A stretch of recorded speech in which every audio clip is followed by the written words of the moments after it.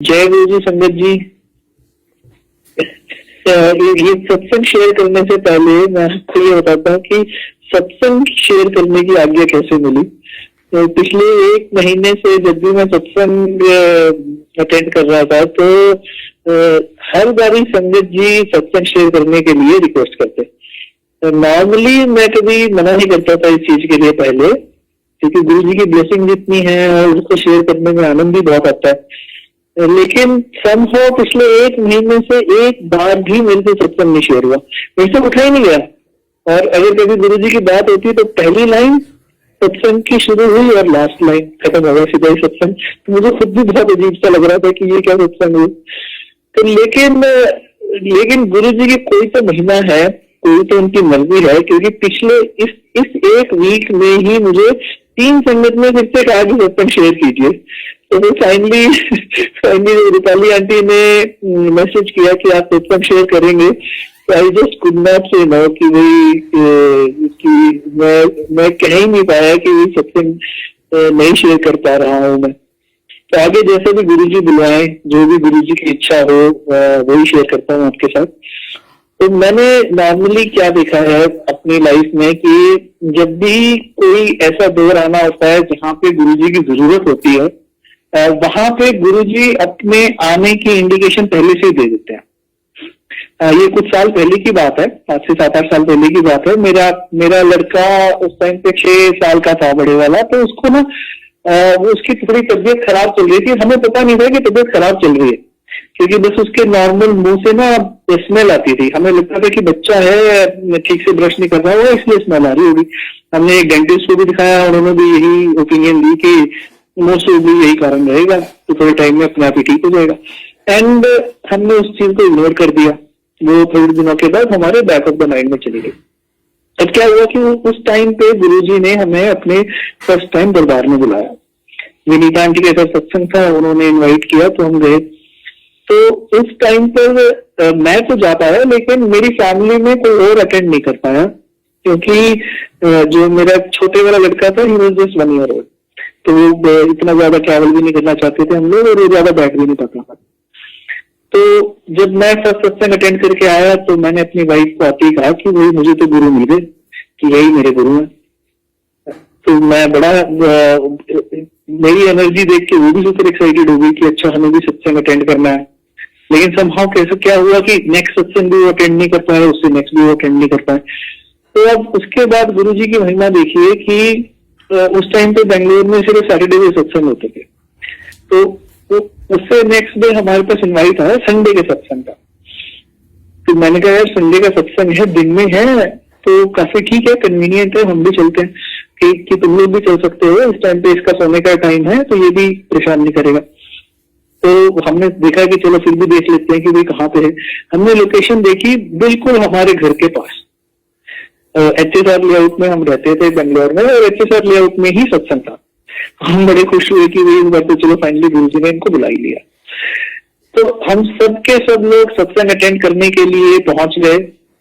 और जैसे ही हमने उस घर में एंटर किया, वो अंकल अपने गृह प्रवेश का सत्संग कर रहे थे और उन्होंने अपने घर का नाम ही गुरुजी की कुटिया रखा हुआ। तो जैसे ही हम उनके घर के अंदर एंटर किए, कितनी ज्यादा स्ट्रांग रोजेज की खुशबू आना शुरू हुई कि हम ढूंढ रहे हैं कि रोजेज कहाँ रखे। उन्होंने डेकोरेशन में थोड़ी बहुत रोजेज यूज किए हुए थे, लेकिन वो उस स्ट्रांग खुशबू को जस्टिफाई नहीं कर पा रहे थे। और खासकर जब हम घर से बाहर निकले, उनके आंगन में गए, तब भी खुशबू आ रही, और आगे जाके बैठे तो भी खुशबू आ रही, पीछे जाके बैठे तो भी खुशबू आ रही। तो तब तक, क्योंकि सत्संग अटेंड करना भी बड़ा नया नया एक्सपीरियंस था, उससे पहले 2-3 सत्संग ही अटेंड किए थे। और तब तक ये भी था कि भाई सत्संग अटेंड करने के अलावा गुरुजी के बारे में हर चीज जानने की इच्छा बहुत स्ट्रांग होती थी मन में। और सबसे पहली चीज अगर गुरुजी बताता तो वो यही बताता था कि अगर आपको रोजेज की खुशबू आ रही है, बटरफ्लाई दिख रही है, सो दे आर एन इंडिकेशन कि गुरुजी है, कि गुरुजी आपको कुछ कह रहे हैं, गुरुजी आपके पास। तो हमारा मन बहुत खुश हुआ कि वो अच्छा, ये तो बहुत ही अच्छा है, गुरुजी ने खुशबू रूप में ही कह लीजिए दर्शन तो दिए। तो वो पूरे का पूरा सत्संग 2 घंटे का ऐसा था कि सारा टाइम खुशबू आती रही। लंगर करने के बाद अंकल को हम बोल के आए कि अंकल ये तो आपका घर गुरुजी ने बहुत अच्छे से ब्लेस किया, और इतनी खुशबू आ रही थी कि लिटरली नशा चढ़ गया था। तो अब ये जो हमें बाद में समझ आया वो ये कि ये गुरुजी का इंडिकेशन था कि whatever is going to happen, जो नेक्स्ट एक वीक में होगा उसमें वो तुम्हारे साथ हो।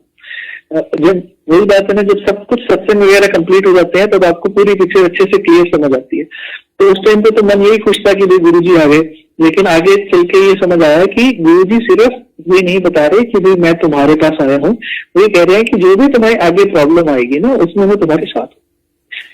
तो जो मेरे लड़के का नाम अर्जुन है, बड़े वाले का, तो जो अर्जुन को प्रॉब्लम कई महीनों से बैड ब्रेथ की चल रही थी, इस सत्संग के वेरी नेक्स्ट डे, संडे के बाद मंडे को ही इट स्टार्टेड मैनिफेस्टिंग इटसेल्फ, कि वो पता चलने लगा धीरे धीरे कि भी क्या प्रॉब्लम आ रही है।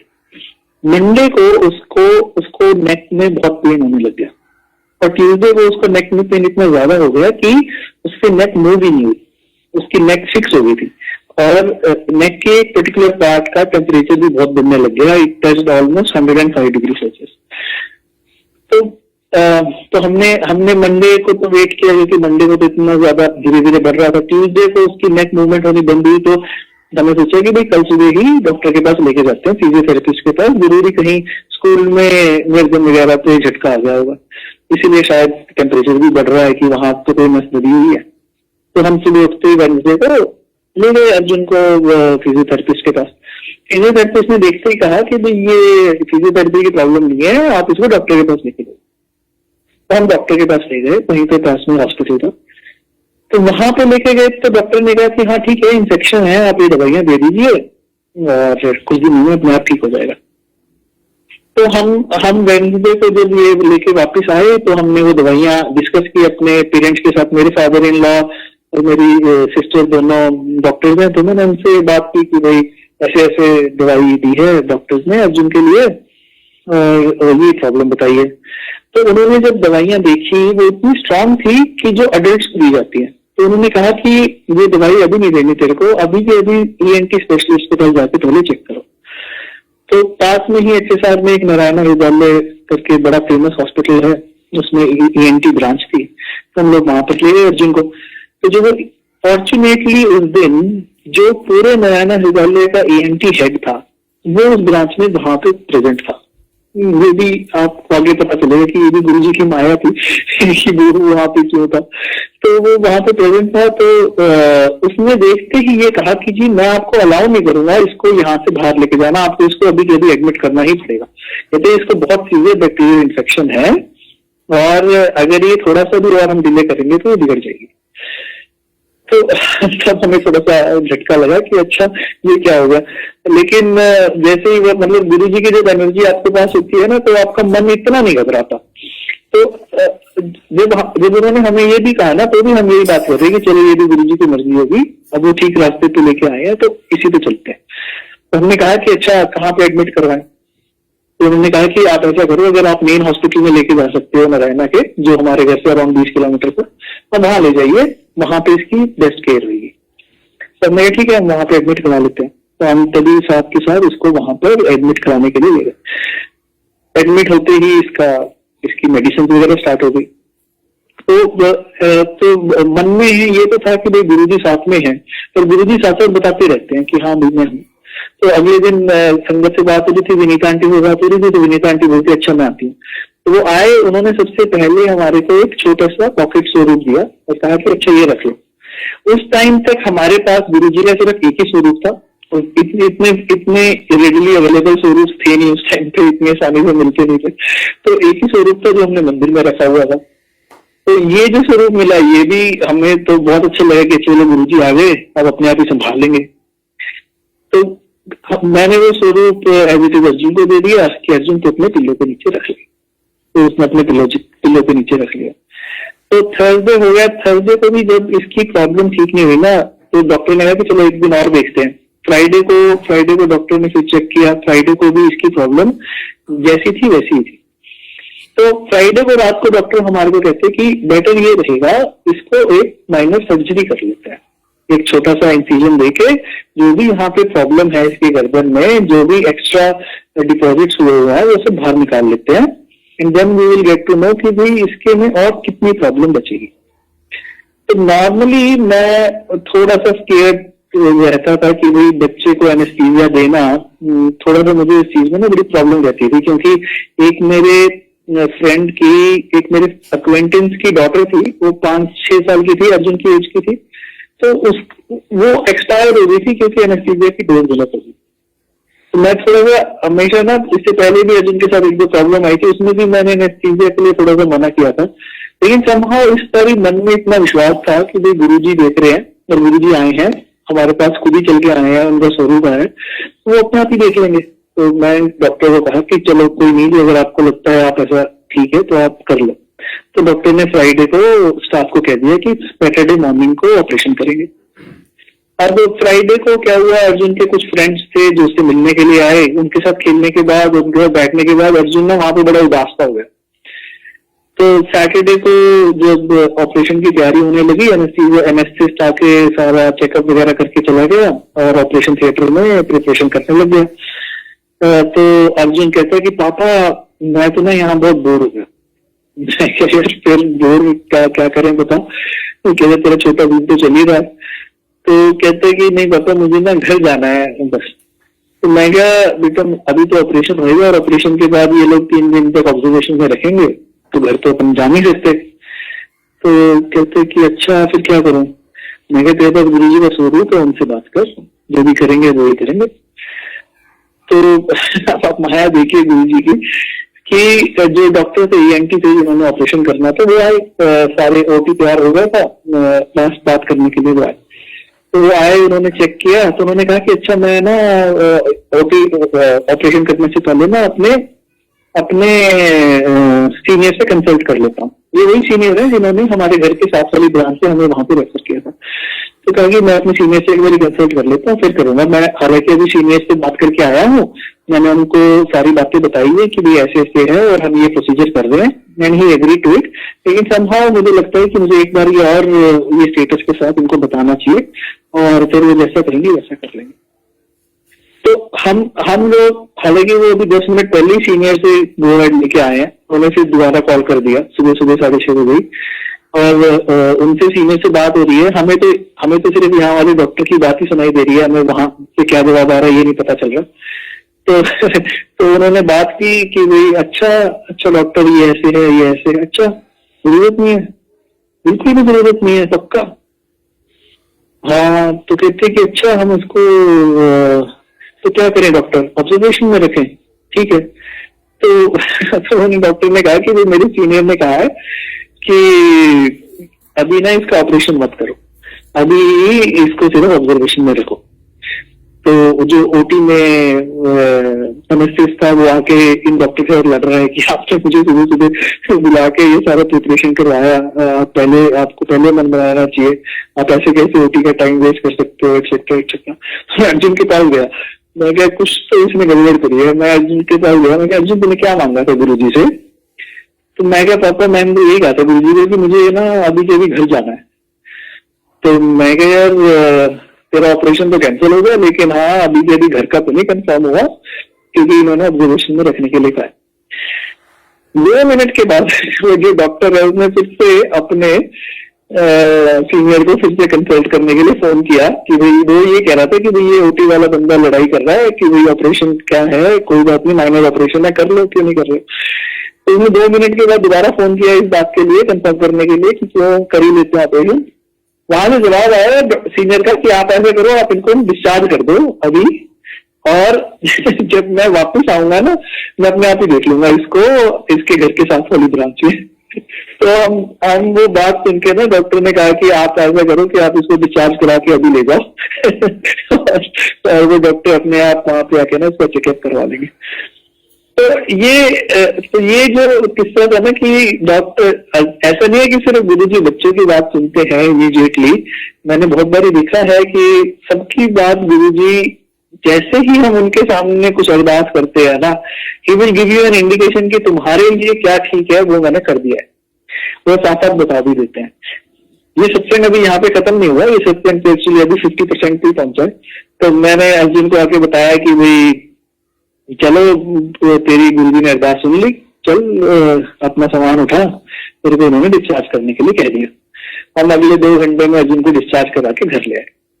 तो सैटरडे था, सैटरडे को सत्संग था, तो अब मुझे बहुत था कि भाई सैटरडे का सत्संग अटेंड करने के लिए जाना है। एक तो गुरु जी को शुक्राना भी बोलना है, और वैसे भी गुरु के दरबार की बहुत ज्यादा खिंचाव होता था। शुरू में जब सत्संग में जाते थे ना तो खाना छोड़ सकते थे, लेकिन सत्संग के इनवाइट को मना करना बहुत ज्यादा मुश्किल हो जाता था। लेकिन डॉक्टर ने क्या कहा था कि आपको अभी भी इसको लिक्विड इंजेक्टेबल देने होंगे, और भी मेडिसिन नहीं दे सकते, तो उसके लिए आपको दिन में 3 बार इसको अपने घर के साथ वाले हॉस्पिटल वाली ब्रांच में ले जाके इंजेक्टेबल दिलवाने होंगे। तो जब उसको रात का शाम का इंजेक्टेबल दिलवाया ना, तो उसका टाइम काफी एक्सटेंड हो गया। वो होते होते ना टाइम बढ़ गया, तो जो सैटरडे शाम का ना सत्संग अटेंड नहीं होता है। जब सैटरडे शाम का सत्संग नहीं अटेंड होता है ना, उसी शाम को मैसेज आया कि संडे को भी एक और सत्संग है।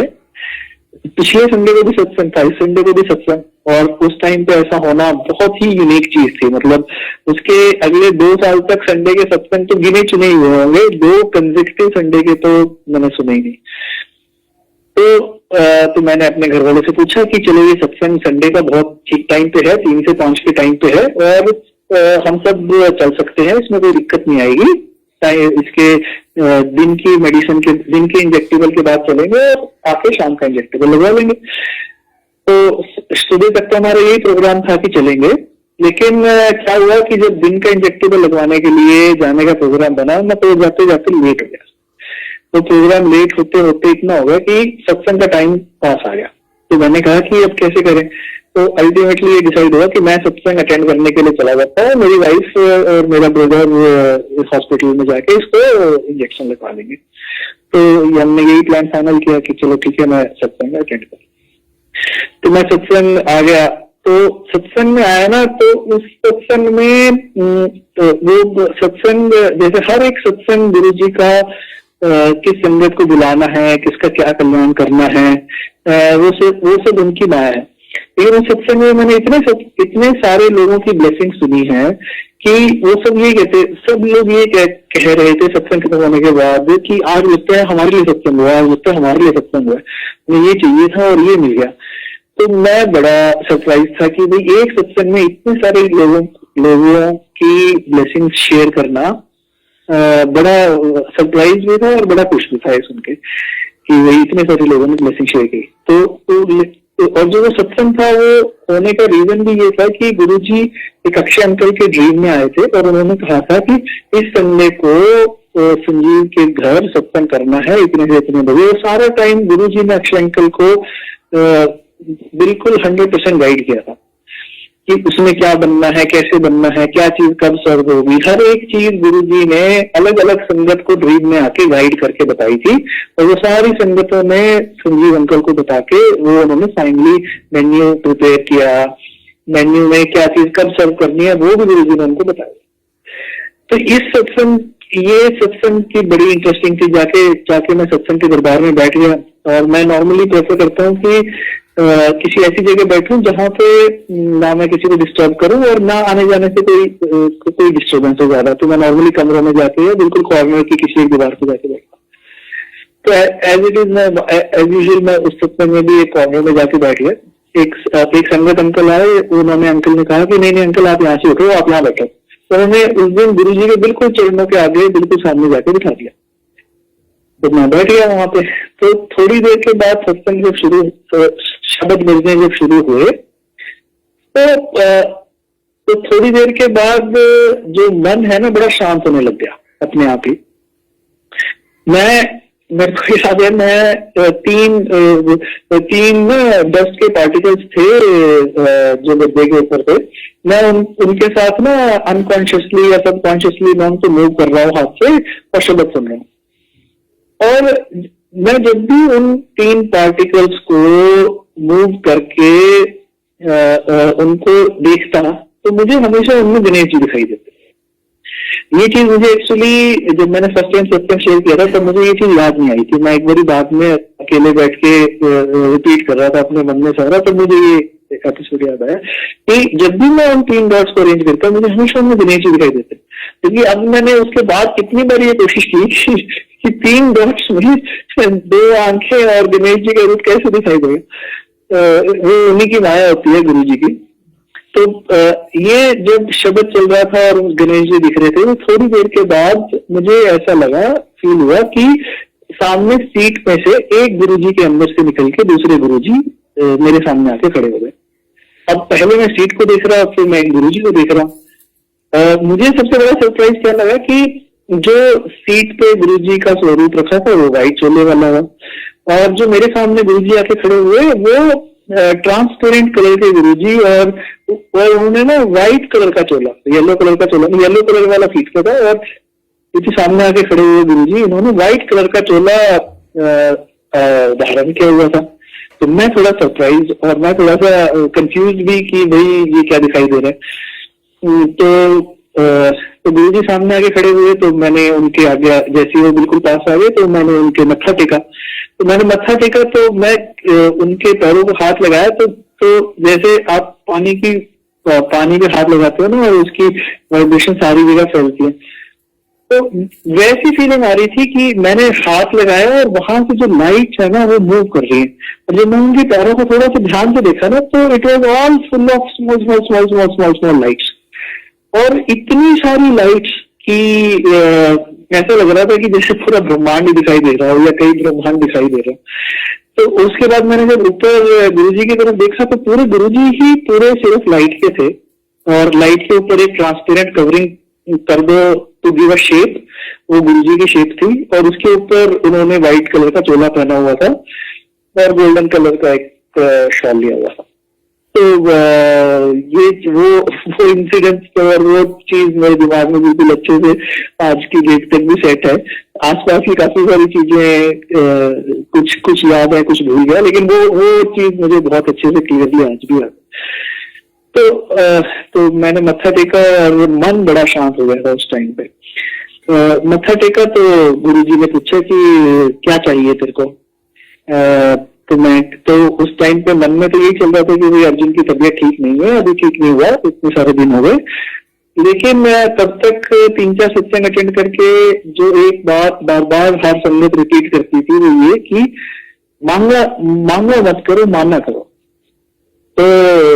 तो वो बात उस टाइम पे फॉर्चुनेटली मन में आ गई बात कि मांगना नहीं है, मानना है, इनको तो सब पता ही है। तो मैंने मत्था टेक के कहा गुरुजी को फिर से कि नहीं गुरुजी सब बढ़िया है। तो गुरुजी कहते कि अच्छा मंगले फिर भी, मैं कहा नहीं सब बढ़िया है जी। तो फिर गुरुजी ने कहा अच्छा जा ऐश कर। तो उन्होंने एक हाथ मेरे सर के ऊपर रख दिया और एक हाथ हमारे घर की जो डायरेक्शन है उस तरफ रख दिया। अब मुझे ये तो याद है कि मैं उनके घर में कहाँ बैठा था और उनके हाथ की डायरेक्शन क्या थी, लेकिन मुझे ये नहीं पता था उस टाइम पे कि वो डायरेक्शन मेरे घर की तरफ थी।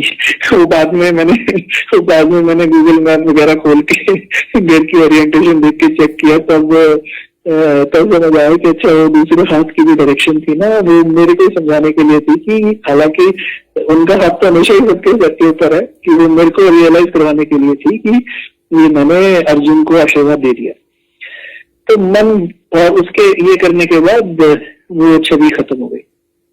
तो और लेकिन सबसे बड़ी बात थी कि मन बड़ा शांत हो गया था उस टाइम पे। मन में ये एहसास हो रहा था कि कुछ तो बदला है, कुछ तो हुआ है। अब हालांकि ये भी बात सुनी थी कि जो आप गुरुजी का दर्शन नहीं कर सकते, जब वो चाहेंगे तभी करोगे। लेकिन क्या हुआ कि उस टाइम पे और सत्संग के शब्द खत्म होने में ऑलमोस्ट 1 घंटा था।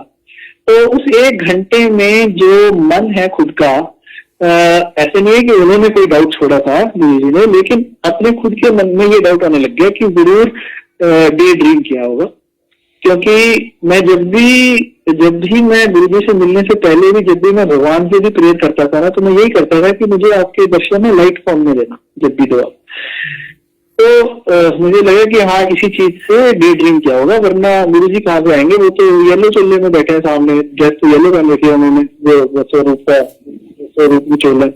तो तेरे को वाइट दिखाई दिया तो जरूर तेरे मन का बहम होगा, तुमने डे ड्रीम किया होगा और तू चाहता था कि भाई अर्जुन को आशीर्वाद मिले, इसीलिए तुमने वो पोस्टर देखा कि भाई गुरु जी आशीर्वाद दे रहे हैं, तेरे सिर पे हाथ रख रहे हैं। तो मन में तब तक 1 घंटे तक ये विचार पक्का हो गया। ठीक है, उसके बाद भी ना मन में ये था कि चलो डे ड्रीम भी किया तो ठीक है, गुरु जी का ही किया। लेकिन और उस टाइम पे एक और बात हुई थी कि उस टाइम पे ना अभी मुझे गुरु जी ने बड़ी स्ट्रॉन्ग रोजेस की खुशबू आई थी, but not for the entire time, around 40-45 minutes तक, और उसके बीच में ही ये दर्शन भी हुए थे।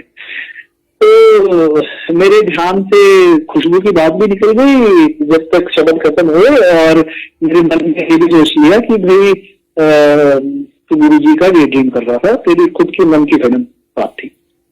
ठीक है, चलो कोई नहीं। उसके बाद जब शब्द खत्म हुए उस टाइम पे आरती नहीं होती, हर सत्संग के बाद आरती नहीं होती। तो शब्द खत्म हुए तो फिर सब लोग बैठे थे। तो जब सब लोग बैठे थे ना, उसमें जिन अंकल के ड्रीम में गुरुजी आए थे, जिन्होंने सत्संग करने के लिए कहा, वो उठे। सबसे पहली चीज उन्होंने ये बोली कि आज गुरुजी यहाँ पर ना व्हाइट चोले में बैठे हैं। तो मेरे को सुन के थोड़ा सा लगा कि भाई अच्छा ये क्या हुआ। पीछे से नितिन अंकल की आवाज आई कि आज सुबह सुबह मुझे गुरुजी ना ड्रीम में आए थे और वो व्हाइट चोले में आए थे, और उन्होंने कहा था कि भाई मैं व्हाइट चोले में इधर आऊंगा। और एक और अंकल जिनको मैं देख नहीं पाया, उनकी भी आवाज आई कि भाई आज ना गुरुजी मुझे भी यहाँ पे व्हाइट चोले में दिखाई दिए। तब मेरा मन पक्का हो गया कि भाई गुरु जी ने तेरे मन का वहम दूर करने के लिए ही इतनी सारी संगत से बुलाया है। ऑफ कोर्स उनका कल्याण करना वो उनको भी जानते हैं, लेकिन जिन जिन के मन में डाउट था जो मेरे जैसे थे, उन सब के डाउट को क्लैरिफाई करने के लिए गुरु जी ने ये चीज ओपनली अनाउंस करवा दी। उसके बाद एक अंकल आए हुए थे दिल्ली से, वो अपना ऑपरेशन करवाने के लिए आए हुए थे बेंगलोर, और उनका कल ऑपरेशन था, और उनको ये था कि भाई लंबी कुछ नहीं खाना पीना आपको ऑपरेशन के लिए। वो लेकिन फिर भी सत्संग में आए हुए थे, कहते कि भाई बाकी दुनिया एक तरफ, गुरुजी एक तरफ, वो लंगर तो मैं करके जाऊंगा। और उन्होंने अपना एक सत्संग शेयर किया था। सत्संग शेयर करने से पहले उन्होंने सबसे पहले ये बात कही कि आज मुझे गुरुजी की ना रोजेस की खुशबू आई इस टाइम से लेके इस टाइम तक, और वो वही टाइम फ्रेम था। जब उन्होंने बताया ना तब मुझे याद आया कि अच्छा हाँ गुरुजी की खुशबू भी पड़ी थी मुझे इस टाइम से। तो जो 40-45 मिनट का टाइम फ्रेम उन्होंने बताया था, उसी सेम ड्यूरेशन में मुझे भी गुरुजी की खुशबू आई। तो मन बिल्कुल हल्का हो गया, मन में पूरा विश्वास हो गया कि भाई गुरुजी के वाकई में दर्शन हुआ और गुरुजी ने कल्याण कर दिया अर्जुन का, वो ठीक हुआ। तो ये इस खुशी के साथ फटाफट से लंगर खत्म किया। लंगर खत्म सबसे पहले ही बैठ गया लंगर करने के लिए कि जल्दी से अर्जुन के पास जाता हूँ, अगर इंजेक्टिव नहीं लगा होगा तो वो लगवा लेगा। और दुनिया भर के ख्याल मन में आने लगे जब कल्याण खत्म हो गया तो लंगर करके आज्ञा लेने के लिए मत्था टेका। अब आज्ञा लेने के लिए मत्था टेका तो जो पहला विचार मन में आया वो ये था कि नहीं। तो मैं थोड़ा सा कंफ्यूज हो गया कि भाई नहीं क्यों विचार आ रहा है। अब इससे पहले सत्संग में गुरुजी ने मुझे इंडिकेशन दी थी कि जो मन में पहला विचार आए आज्ञा लेते हुए उसको फॉलो किया कर। मैंने उससे पिछले सत्संग में भी क्या किया था, आज्ञा लेने के लिए उठा था और आज्ञा लिया तो उस टाइम पे मेरे नहीं आया, तो मुझे डाउट हुआ कि नहीं क्यों आ रहा है, वैसे ही होगा। तो मैं आज्ञा लेके एज यूजुअल अपने मन की बात मान के उस घर से बाहर निकलने लगा था पिछले सत्संग में। तो मैंने देखा कि बाहर जाने का कोई रास्ता ही नहीं है। वहां पे सारे के सारे संगत वाले लोग लंगर कर रहे थे।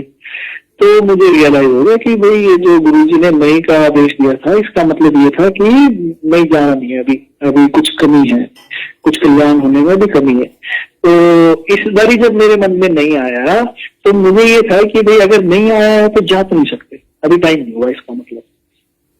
तो लेकिन मन बहुत बेचैन था क्योंकि फोन भी नहीं कर सकते थे घर पे पूछने के लिए, सत्संग में बैठे थे तो फोन भी बंद था। तो 5 मिनट बाद में फिर से उठ के आज्ञा लेने के लिए पहुंच गया। अब मैं आज्ञा लेने के लिए जा रहा हूँ और जैसे मैंने मत्था टेका मेरे मन में ना ये विचार आने लग गया बहुत स्ट्रांग, संजीवनी बस के। तो संजीव अंकल के घर में सत्संग हुआ। तो उस टाइम तक मैं किसी संगत को जानता नहीं था, मतलब किसी से बातचीत वगैरह नहीं होती थी, ऐसी इंटरेक्शन और इतनी इंटीमेसी नहीं थी कि मैं जाके किसी से भी कुछ भी बात कर लूं। तो झिझक भी बहुत थी कि भाई ऐसे किसी से भी जाके क्या बात करूं। तो मैं थोड़ी देर तो बैठ गया, मैं कहा चलो छोड़ो कोई बात नहीं, जैसे ही मन का बयान होगा। थोड़ी देर के बाद फिर आगे लेने के लिए उठा, फिर वही लाभ शुरू हो गया, संजीवनी बच के जा, संजीवनी बच के जा, और इस बार ही बंद ही नहीं हुआ। 2-3 मिनट तक तो वेट करता रहा कि भाई क्या पता ये ट्यून बंद हो, लेकिन वो बंद ही नहीं हुई। फिर मैं उठा, मैंने संजीव अंकल को ढूंढा, उनको साइड में बुलाया और उनको बोला कि अंकल आज ना यहाँ गुरुजी लाइट स्वरूप में, लाइट रूप में है, और उन्होंने मुझे आज्ञा दिए, आदेश दिए कि ये मैं बात आपको बता के जाऊंगा, वरना इसके बिना मेरे को जाने की परमिशन नहीं है। तो अंकल ने मुझसे पूछा कि अच्छा आपने कड़ा प्रसाद लिया अंकल? तो उस सत्संग में कड़ा प्रसाद पहले सर्व नहीं हुआ था। ये सत्संग संजीव अंकल ने बहुत डिटेल में बाद में बताया था, मैं आपको सिर्फ वो चीज बताता हूँ जो इस पर्टिकुलर मेरे सत्संग से रिलेटेड है। तो संजीव अंकल ने कहा कि आपने कड़ा प्रसाद लिया? मैंने तो ये रियलाइज ही नहीं किया था तब तक कि कड़ा प्रसाद सर्व नहीं हुआ। तो मैं कहा नहीं अंकल, कड़ा प्रसाद तो शायद नहीं लिया। तो अंकल ने कहा कि अच्छा रुकिए 1 मिनट आप, और वो कड़ा प्रसाद लेके आए और उन्होंने दिया। तो संजीव अंकल ने बाद में जो सत्संग शेयर किया था वो ये कि गुरुजी उनके भी ड्रीम में आए थे उस पर्टिकुलर सत्संग के लिए, और उन्होंने ये स्ट्रिक्ट आदेश दिया था कि कड़ा प्रसाद पहले नहीं सर्व करना, लास्ट में सर्व करना है, किसी को पूछना नहीं है, और सिर्फ उसी संगत को सर्व करना है जो सबके जाने के बाद रुकेगी, क्योंकि जो ये पर्टिकुलर कड़ा प्रसाद है वो पूरे फैमिली के कल्याण के लिए ब्लेस्ड है। यही एग्जैक्टली सेम वर्डिंग उन्होंने यूज की, फैमिली के कल्याण के लिए ब्लेस किया, जो जिनकी फैमिली नहीं आ सकी उनके कल्याण के लिए ब्लेस किया। तो ये जो कल्याण होना था गुरुजी को तो ये पता ही थी बात ऑफ कोर्स, तो ये पेंडिंग था मेरा, इसलिए मुझे आज्ञा नहीं मिल रही थी। तो जैसे मैंने संजीव अंकल को बताया, उनके भी मन में सबसे पहला यही थॉट आया कि इसको कड़ा प्रसाद दिया जाए। हालांकि उसके बाद उन्होंने पूरे लंगर में किसी और को कड़ा प्रसाद ऑफर नहीं किया हुआ एज पर गुरुजी आज्ञा। तब उसके बाद कड़ा प्रसाद लेने के बाद जब मैंने आज्ञा मांगी तो फर्स्ट विचार यही आया कि भाई चल उठ के तुर जा। नॉर्मली मेरे विचार हिंदी में आते हैं मन में, हालांकि मैं पंजाबी समझ लेता हूँ लेकिन बहुत अच्छे से बोल नहीं पाता। लेकिन मैंने कई बार रियलाइज किया है कि गुरुजी से रिलेटेड कुछ चीजों में विचार अपने आप, मन की धारा अपने आप बदल जाती है। तो तुर जा मतलब चलो उठो चलो घर की तरफ। लेकिन मन बहुत खुश था कि भाई हाँ गुरुजी ने प्रूव कर दिए। कड़ा प्रसाद वाली बात तो बाद में पता चली थी, लेकिन बाकी चीजों में कि दर्शन लिए हैं गुरुजी ने और गुरुजी खुशबू आई है और ब्लश किया है, तो इन सब चीजों के कारण मन बहुत खुश था। तो मैंने बाहर निकलते ही फोन ऑन किया, घर वालों को फोन किया, तो उन्होंने कहा कि अर्जुन की ना दिन की मेडिकेशन अभी खत्म हुई है, हम भी घर जा रहे हैं, आप भी सीधा घर आ जाओ। तो अर्जुन के पिछले 1 हफ्ते से क्या हो रहा था कि भाई उसकी गर्दन मूव ही नहीं कर रही थी, वो जहां पे फिक्स थी वो फिक्स थी, और वो अपने किसी को भी ना अपनी गर्दन टच नहीं करने दे रहा, क्योंकि जो उसकी इन्फेक्शन थी वो गर्दन के एक पर्टिकुलर पॉइंट पे इकट्ठी हुई थी, और उसके कारण वो किसी भी तरीके की मूवमेंट नहीं कर पा रहा था, खाना भी चू करना बहुत मुश्किल। तो ये बात अभी इसलिए बता रहा हूँ कि जैसे ही मैं घर पहुंचा तो अर्जुन गेट खोलने के लिए आया, और आते ही सबसे पहली बात उसने मुझे ये कही कि पापा देखो मैं बिल्कुल ठीक हो गया। उसने अपनी गर्दन को मूव करके दिखाया और उसने कहा कि हाँ पापा टच कर लो, कोई दिक्कत नहीं है, फीवर भी कम हो गए। तब मैं बहुत खुश हुआ ऑफ कोर्स, और तब मैंने बिठा के अर्जुन को ना उसका सत्संग सुनाया पूरा कि कहीं देख गुरुजी ने पिछले संडे से लेके इस संडे तक में तेरी वो प्रॉब्लम जो कई महीनों से चली आ रही थी वो थोड़ी सी ही दिक्कत में कैसे पूरी की पूरी खत्म कर दी और कैसे पूरी की पूरी काट ली। तो अपने गुरुजी की जो ये माया है कि आप जो भी उनसे मांगो वो जो भी हमारे लिए ठीक है उसको देने में देर नहीं लगाते। जब मांगो तब की तब मिल जाता है, जिस फॉर्म में मांगो उस फॉर्म में मिल जाता है, जिस फॉर्म में चाहिए और जिस फॉर्म में हमारे लिए ठीक है वो उस फॉर्म में दे देते हैं। दिस इज ऑल, ऐसा नहीं है कि गुरुजी को ये सारे चमत्कार करने की जरूरत है। This is all to make sure कि जो हमारे मन के भाव हैं वो उनके लिए वही बने रहे हमेशा के लिए, क्योंकि जब हमारा मन गुरुजी में लगता है, जब हम गुरु जी में रमते हैं तो गुरु जी भी हमारी तरफ उतनी ही एनर्जी के साथ अट्रैक्ट कर पाते हैं, हम उतनी ही एनर्जी उनकी एब्जॉर्ब कर पाते हैं जितने हमारी भावनाएं और जितने हमारी फीलिंग्स होती हैं। मैं ना कल शिव्या आंटी को यही बोल रहा था कि सत्संग तो बहुत सारे हैं, इतने सारे हैं कि रात को शुरू करें तो सुबह भी ना खत्म हो। तो लेकिन फिर भी नेक्स्ट शुरू करने से पहले मैं पूछ लूं कि क्या क्या मेरे पास ऑल टाइम है सत्संग सुनाने का आंटी, या अंकल जी टाइम तो गुरुजी का है, जितनी मर्जी ले लो। जैसे आप बोल रहे थे ना कि हम जितना एब्जॉर्ब करें वैसा ही है, जितना मर्जी, गुरुजी की कृपा है, गुरुजी की आज्ञा से। Please keep sharing uncle. ठीक है जी। तो चलिए मैं आपको ना अपने और छोटे छोटे सत्संग सुनाता हूँ जो इसी चीज पे मुझे और अभी फ्रंट ऑफ माई माइंड आए हैं कि गुरुजी से जो मांगते हैं वो भी मिलता है, और जो गुरुजी से हम नहीं भी मांगते और अनजाने में हमारे मन में भी आता है ना, उसका भी गुरुजी पूरा ध्यान देते हैं। तो ऐसे नहीं है कि गुरुजी सिर्फ हमारी कही हुई बात को सुनते हैं, गुरुजी हमारे सोचे हुए थॉट्स को भी उतना ही मानते हैं जितना हमारी कही हुई बात है। तो एक बारी क्या हुआ, हम तीन संगत वाले, हम तीन लोग एक आंटी के घर सत्संग में गए थे। उनका घर काफी दूर था हमारे घर से, ऑलमोस्ट शायद 1.5-2 घंटे की ड्राइव थी। तो उन्होंने सेवा दी थी दरबार की और सेटअप वगैरह की, तो हम थोड़ा जल्दी चले गए। तो जल्दी चले गए तो वहां पे सब अच्छे, उनके घर में फर्स्ट टाइम सत्संग हो रहा था, तो फर्स्ट टाइम सत्संग की एक्साइटमेंट भी अलग होती है। सत्संग हुआ, सत्संग खत्म होने के बाद हमारे को सब कुछ रैपअप करवाने के बाद ही वापस आना था, और सैटरडे को मतलब उसका मतलब 1.5-2 घंटे की ड्राइव, वापस आने का मतलब रात को 12 बजे तो बाय डिफॉल्ट होना ही था कि हम 12 बजे तक ही वापस पहुंचेंगे। तो हम ना फटाफट काम कर रहे थे, जल्दी जल्दी काम कर रहे थे कि जल्दी जल्दी रैपअप कर लो, सत्संग छोड़ने चली गई और निकलेंगे ठीक टाइम तक, तो पहुंचने की उम्मीद है कि थोड़ा ठीक टाइम तक पहुंच जाएंगे। अब जल्दी जल्दी रैपअप तो कर लिया, लेकिन आज्ञा मांगने के लिए जब बैठे गुरुजी के आगे, गुरुजी ने आज्ञा नहीं दी।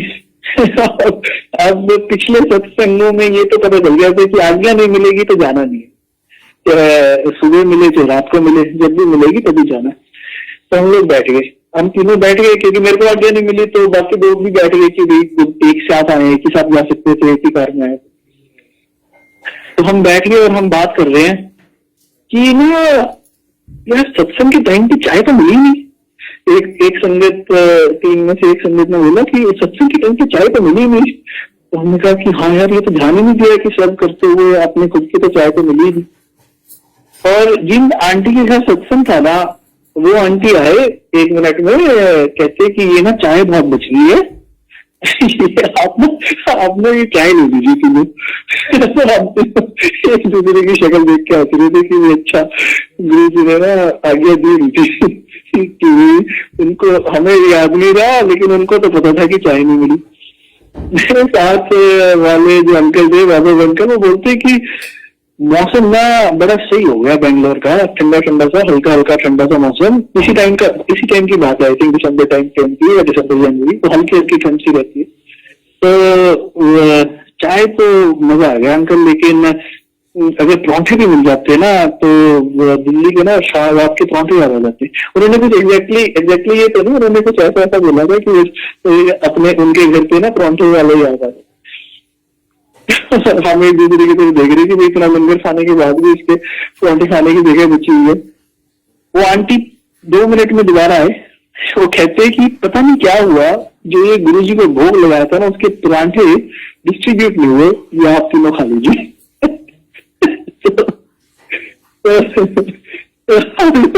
हम लोगों ने फिर उसको पकड़ लिया, हमने कहा अब तूने ना तो मन में कुछ सोचेगा ना तो कुछ बोलेगा, वरना तू तो हम लोगों को सुबह ही लेके जाएगा यहाँ से। तो मतलब चाहे आप ये कह लीजिए कि गुरुजी को तो ऑफकोर्स एडवांस में पता ही था कि हमारे मन के क्या थॉट्स आएंगे आगे चल के, या हमारी मन की क्या इच्छाएं होंगी, और उन्होंने वो सारी चीजें उसी हिसाब से अलाइन कर रखी थी। लेकिन हम लोग तब से हम लोग हंसना शुरू हुए थे। मतलब वो खुशी वाली हंसी होती है कि भाई गुरुजी आप ना सेकंड्स में काम कर देते हो, जो भी आप मन की इच्छाएं होती है ना आप सेकंड में सुन लेते हो, उसके बिना कहीं जाने नहीं देते। ऐसे ना एक संगत है, वो ना अभी आजकल काफी मेडिटेशन में बिजी रहते हैं यहाँ पे। तो मेडिटेशन में ज्यादा ध्यान में रहने से उनका ना माता के साथ कनेक्ट बहुत ज्यादा स्ट्रांग हो गए, और वो माता के आज्ञा के बिना ना पानी भी नहीं पीते। अब क्या कंफ्लिक्ट हो गया कि वैसे तो कोरोना टाइम पे सत्संग वगैरह कुछ हो नहीं रहे, लेकिन सत्संग कुछ एक दो फैमिली के क्लोज फैमिली फ्रेंड्स में थोड़े बहुत सत्संग होने शुरू हुए इस साल के मिड से। तो अब उनको थोड़ा सा ये प्रॉब्लम आ गई कि वो माता की आज्ञा के बिना घर के बाहर ना जाए, और दूसरा कंफ्लिक्ट ये हो गया कि गुरुजी के सत्संग का इनवाइट है, वो कैसे मना करे, क्योंकि वो मेडिटेशन तो गुरुजी के नाम की करते थे और गुरुजी से ही उन्होंने अपनी जिंदगी में स्पिरिचुअल जर्नी स्टार्ट की थी। तो उन्होंने माता से प्रेयर की कि भाई माता की भाई मैं अब गुरुजी के दरबार को तो नहीं छोड़ सकती, मैं गुरुजी के दरबार में जा रही हूँ, लेकिन ना आप मुझे इंडिकेशन जरूर देना कि आपकी सहमति है इसमें, वरना मेरा मन बहुत बेचैन रहेगा। तो उन्होंने अपने हस्बैंड को, अंकल को ये बात कही कि मुझे ना ऐसा लग रहा है कि आज ना सत्संग के टाइम पे ना दुर्गा माता की आरती चलेगी, मुझे माता ने ये इंडिकेशन दी है। तो अंकल तो हंसने लग गए उनकी बात सुन के। अंकल को ये था कि भाई आंटी अच्छी मेडिटेशन कर रहे हैं, जर्नी बहुत अच्छी चल रही है, लेकिन आज तक हमने कभी सत्संग में दुर्गा माता की आरती नहीं सुनी शब्द के टाइम पे। चाहे वो उस टाइम पे भी सत्संग हो जो नवरात्रि के सत्संग होते हैं, उस टाइम पे भी कभी दुर्गा माता की आरती शब्द के टाइम पे नहीं चली कभी भी। तो ठीक है, वो ये बात करके सत्संग में आ गए। सत्संग में आए तो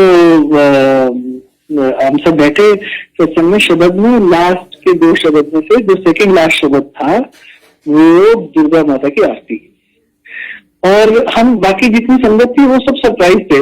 जिन अंकल ने शब्द की लिस्ट बनाई थी वो अलग था, लेकिन बाकी जितनी संगत थी वो सब सरप्राइज थी, और हम उन अंकल की तरफ देख रहे हैं और वो अंकल रो रहे थे।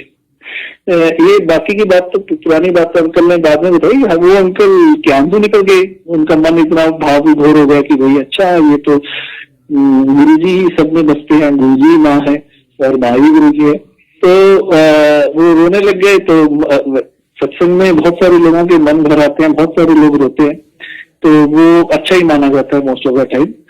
तो जब वो सत्संग के शब्द खत्म हुए तो हमने वो जो जिन अंकल ने लिस्ट बनाई थी हमने उनको पूछा जनरली कि अंकल ये कैसे कि ये तो माता की आरती आपको कैसे विचार आया? कहते पता नहीं यार कैसे विचार आया, बस जैसे ही मैं उस समहाउ मैं जब लिस्ट बना रहा था तो ये वाली सिलेक्ट हुई और ये अपने आप ही चली गई, मुझे तो समझ नहीं आया कैसे आया। तो वो जो अंकल थे साथ ही बैठे थे, तो उन्होंने अपना सत्संग शेयर किया कि भाई उनकी और उनकी वाइफ की क्या बात हुई थी सत्संग में आने से पहले कि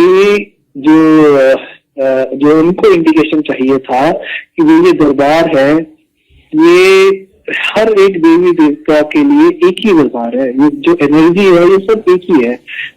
हमारा मन और हमारा माइंड है जो माता में और गुरु में फर्क देखता है, या फिर हमारा जो मन है वो ये मानता है कि भाई ये माता एज अ डिफरेंट एंटिटी है गुरु से। गुरु एक गुरु है, माता एक माता है, इनकी पावर अलग है, इनकी शक्ति अलग है, ये एंटिटीज अलग है।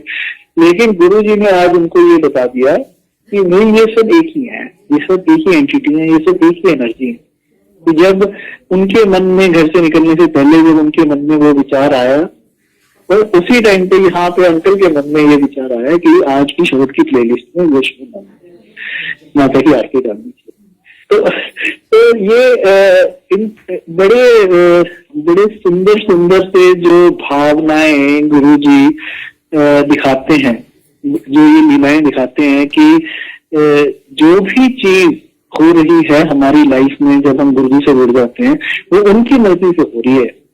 अगर हम उनसे कभी डाउट करते हैं, हम उनसे कभी कहते हैं कि भाई ये जो चल रहा है ये ठीक नहीं हो रहा, तो वो हमारी समझ में कमी है। ये नहीं है कि उस टाइम पे गुरुजी हमारे साथ में, गुरुजी हमारे को इंडिकेट करते हैं कि भाई अगर कोई चीज तुम्हारे लिए तुम्हारे मर्जी के हिसाब से भी नहीं हो रही ना, वो भी मैं ही करवा रहा हूँ, वो तुम्हारे बस की बात नहीं है कि जो तुम करवा पाओ। ऐसे एक और सत्य में शेयर करता हूँ आपसे। मैं ना ऐसे ही जैसे सुबह की प्रेयर करके ऑफिस जाने के लिए रेडी हो रहा था, तो एक दिन क्या हुआ कि मन ना बहुत ज्यादा मन में गराग है। गराग किसी आया कि मन में ना ये दुख हमेशा से था कि गुरु जी ने ना अपने दरबार में बुलाया तब जब हम उनको फिजिकल रूप में देख नहीं पाए। तो ये जो ख्याल है ना मन में बहुत बारी जाता है। तो उस दिन वो ख्याल थोड़ा ज्यादा स्ट्रांग हो गया, वो गराग थोड़ा ज्यादा बढ़ गया। और उस दिन प्रेयर करते करते, पूजा करते करते मैं गुरु जी से यही शिकायत करने लगा। देखिए गुरु जी दर्शन तो देके जाते, एक बारी तो बुला लेते अपने दरबार में कि जब आप चंडीगढ़ में थे तो मैं भी चंडीगढ़ में उस टाइम पे पढ़ाई कर रहा था, आप दिल्ली में आए, मैं उस टाइम पे जॉब करने के लिए दिल्ली में आया, और मैं भी और बहुत ज्यादा दूर नहीं था, मैं मेहरौली में था और गुरु जी छतरपुर मंदिर में थे। मैं कहा आपने एक बार भी दर्शन के लिए नहीं बुलाया। तो मैंने गुरु जी से ये कंप्लेन करके अपनी प्रेयर खत्म करके उठा, खाना खुना खाया, ऑफिस के लिए निकलने के लिए जब तक निकला तब तक ये बात बैक ऑफ द माइंड में चली गई। और बेंगलोर के ट्रैफिक में कुछ और सोच पाना भी थोड़ा मुश्किल हो जाता है। तो थोड़ी देर के बाद वही नॉर्मल अपना ड्राइव कर रहे हैं और रास्ते के ऊपर और ट्रैफिक के ऊपर ज्यादा ध्यान है, और इस चीज के बारे में मैं बिल्कुल ही भूल।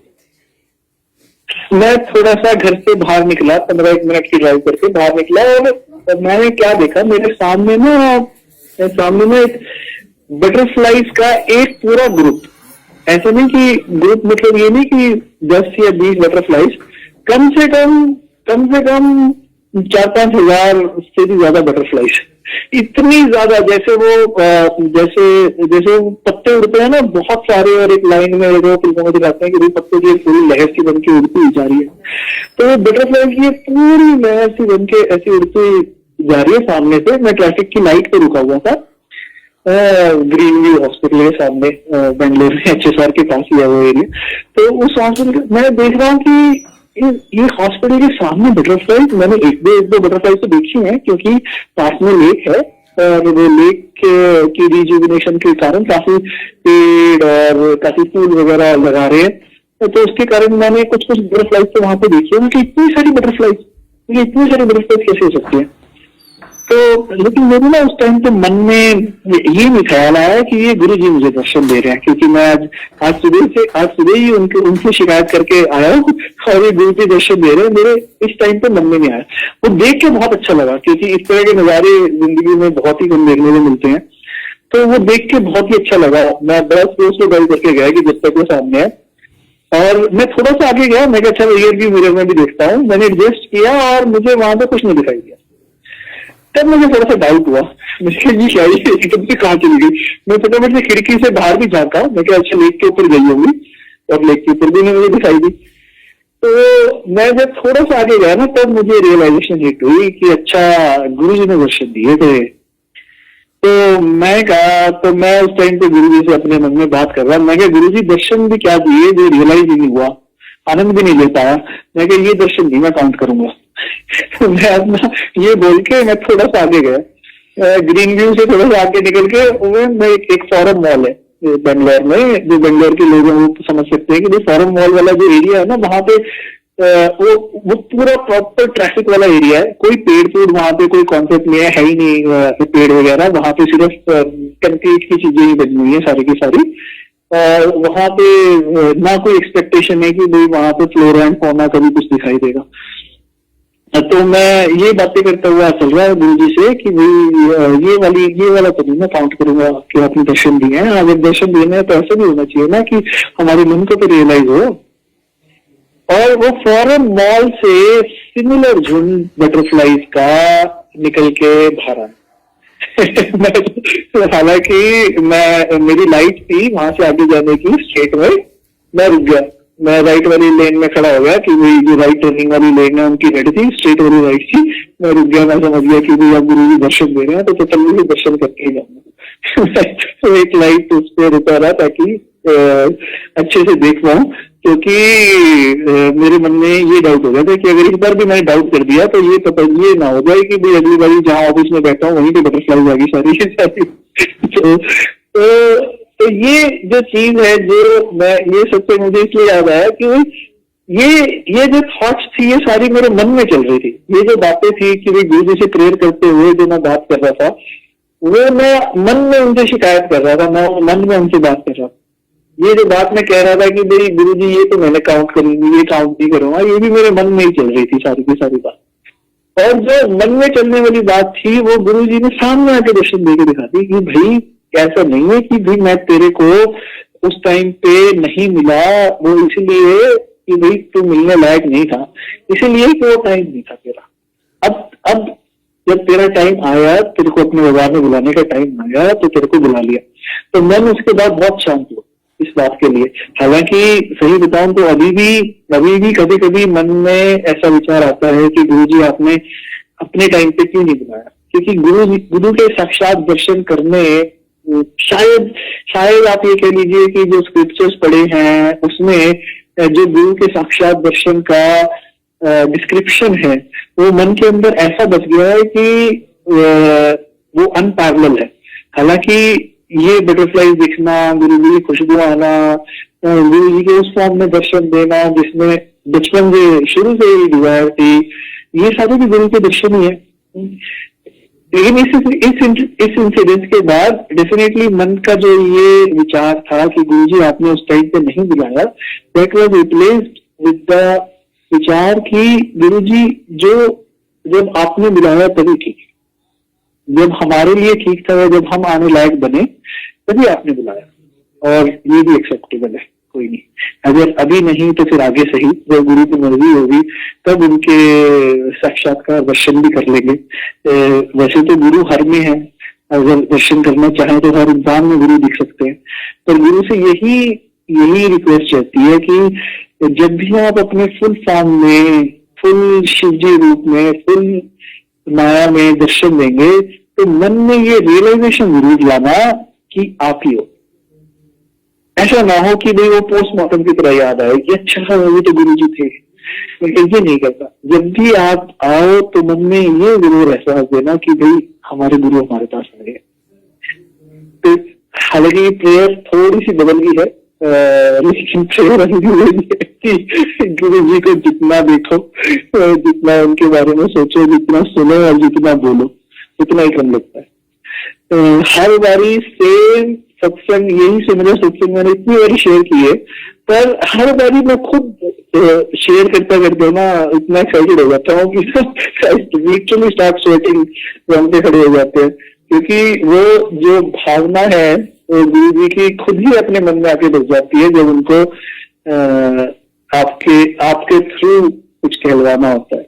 क्योंकि जैसा गुरु जी ने कहा था कि सत्संग तो सुनने वाले का भी भला है और सुनाने वाले का भी भला है, तो ये तो उन्हीं की माया है, वही जानते हैं कि फाइनली उन्होंने सत्संग शेयर करने की हिम्मत कैसे दी, फाइनली उन्होंने किस कारण से दी, और specially on a platform, online platform which is very different. शायद I think this is the first satsang I am sharing on an online platform. Rupali aunty और परम अंकल की मेहरबानी से सुनने में तो बहुत देरी आया है, लेकिन कभी बोलने का मौका नहीं दिया।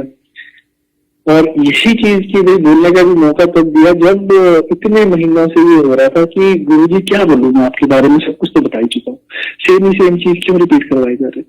तो लेकिन आज सुबह से, या फिर जब से आंटी ने कल बात की थी, शिव्या आंटी ने, रूपाली आंटी ने, जब से कल से बात की है, तब से जो मन में विचार आया है वो ये आ रहा है कि भाई सत्संग तेरे लिए नहीं है। ऐसा नहीं है कि भाई जो तेरा भला हुआ है तो उसको अपने पास रख। सत्संग सबके लिए है, क्योंकि ना सिर्फ सुनाने वाले बल्कि सुनने वाले का भी हर एक में कोई ना कोई फायदा रहता है, हर एक में कोई ना कोई कल्याण रहता है। तो आज के लिए गुरु जी की यही आज्ञा, इसी आज्ञा के साथ प्रणाम गुरु जी।